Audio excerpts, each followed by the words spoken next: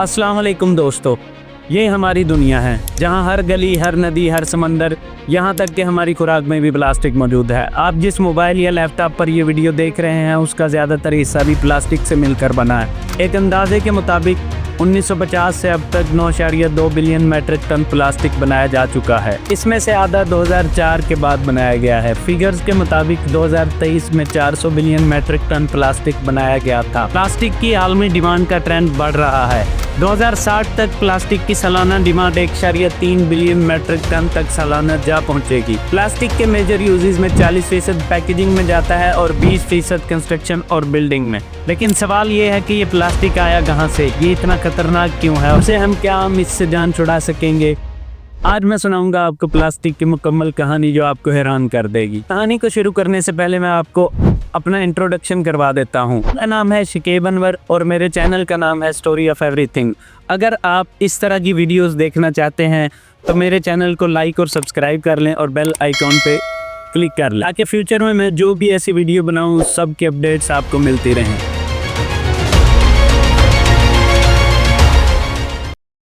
सदियों तक बिलियर्ड बाल्स हाथी दांत के बनाए जाते थे, लेकिन जब बिलियर्ड बाल्स के लिए हाथी के ज़्यादा शिकार की वजह से हाथियों की तादाद कम होने लगी तो बिलियर्ड बाल्स बनाने वालों ने हाथी दांत का मुतबादल तलाश करना शुरू किया।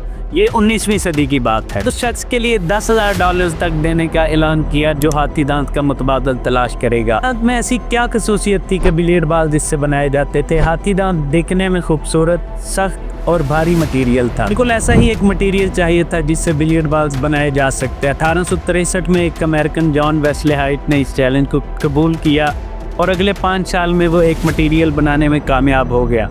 उसने इस मटेरियल का नाम सेलुलॉइड रखा। सेलुलॉइड लकड़ी में पाया जाने वाला एक मटेरियल है। तब ही हाइट को पता चला कि सेलुलॉइड बिलियर्ड बाल का मसला हल नहीं कर सकता क्योंकि ये इतना वजनी नहीं था और इसकी बाउंसिंग भी बहुत कम थी। उसका मसला तो हल ना हुआ, लेकिन वो पहला प्लास्टिक बनाने में कामयाब हो चुका था। प्लास्टिक ऐसे मटेरियल को कहते हैं जिसका एक मॉलिक्यूल आगे छोटे छोटे सब यूनिट से मिलकर बना होता है। ये सब यूनिट्स एक जैसे होते हैं। तौर पर लोग जब प्लास्टिक का नाम लेते हैं तो उनके जहन में सिंथेटिक प्लास्टिक आती है, लेकिन प्लास्टिक से मुराद तमाम लिविंग और नॉन लिविंग चीज़ों में पाई जाने वाली प्लास्टिक होती है। सेलुलॉइड का एक मसला ये था कि ये बहुत जल्द आग पकड़ लेता था, जिसने इसकी प्रोडक्शन को बहुत रिस्की बना दिया था। फिर 1907 में एक केमिस्ट ने फिनाल और फॉर्मल्डिहाइड को मिलाकर बेकलाइट बनाया। बेकलाइट आसानी से आग नहीं पकड़ता था और इसके बनाने के लिए रॉ मटेरियल भी आसानी से दस्तयाब था। बेकलाइट सिर्फ इब्तदा थी। 1920 में रिसर्चर्स ने पॉलीस्टाइरेन बना ली। ये एक स्पंजी प्लास्टिक थी और इंसुलेशन में इस्तेमाल होती थी। तद ही पॉलीविनाइल क्लोराइड बना ली गई। ये सख्त और लचकदार प्लास्टिक थी। 1930 में नायलॉन बनाई गई। ये रेशम की तरह नरम थी लेकिन रेशम से कई गुना ज्यादा मजबूत थी। 1933 में पॉलीएथिलीन बनाई गई जिससे शॉपिंग बैग से लेकर शैम्पू की बोतलें और बुलेट प्रूफ वेस्ट तक बनाई गई। तकनीक ईजाद की गई जिसका नाम इंजेक्शन मोल्डिंग था। इस तकनीक की मदद से प्लास्टिक को किसी भी शक्ल में मोल्ड किया जा सकता था। साइंसदानों के मुताबिक इस तकनीक से वो महंगी तरीन चीजें सस्ती बनाई जाएंगी जो आम आदमी नहीं खरीद सकता था। प्लास्टिक का इस्तेमाल वर्ल्ड वार 2 में बड़े पैमाने पर हुआ। जब जंग खत्म हुई तो प्लास्टिक का जंगी सामान बनाने वाली बड़ी कंपनीज ने आम आदमी के इस्तेमाल की चीजें बनाने की तरफ ध्यान दिया। प्लास्टिक ने कपड़ों, जूतों, रेडियो, टेलीविजन में लकड़ी, गिलास और फैब्रिक की जगह लेना शुरू कर दी। प्लास्टिक ने खुराक और दूसरी चीज़ों को लंबे अरसे तक ताज़ा रखने के लिए पैकेजिंग को इंट्रोड्यूस करवाया। सिर्फ चंद दहाइयों में इस वर्सटाइल मटेरियल की वजह से इस पूरी सदी को प्लास्टिक की सदी कहा जाने लगा। हाँ, ये प्लास्टिक हमारे लिए आसानी और सस्ती चीज़ें लाती है, वहीं ये हमारे लिए माहौल के बहुत खतरनाक मसले भी लाती है। प्लास्टिक आमतौर पर नॉन रिन्यूएबल रिसोर्सेज की बनी होती है।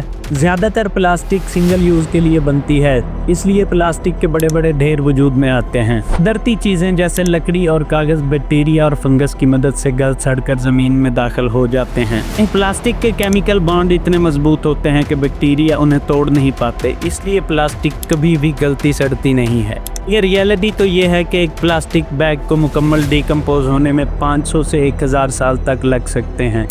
एक प्लास्टिक बोतल को मुकम्मल ज़मीन में डिकम्पोज होने के लिए 450 साल चाहिए। माइक्रो प्लास्टिक कभी ख़त्म नहीं होते बल्कि हमारी खुराक और पानी में शामिल हो जाते हैं। ये प्लास्टिक आज हम इस्तेमाल कर रहे हैं, सदियों बाद भी ज़मीन पर मौजूद रहेगा।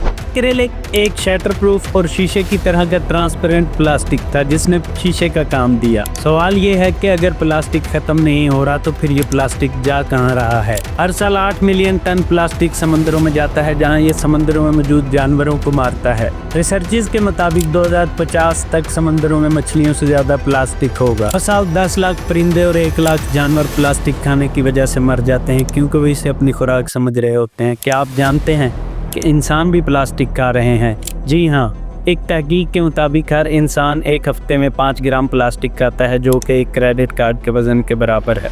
ये प्लास्टिक हमारे जिस्म में जाकर हार्मोनल प्रॉब्लम्स, कैंसर और दूसरी बीमारियों की वजह बनता है।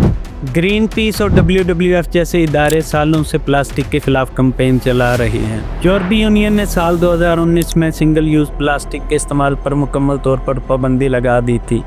भारत, कीनिया और रवांडा जैसे ममालिक ने प्लास्टिक बैग्स के इस्तेमाल पर मुकम्मल तौर पर पाबंदी आयद की हुई है।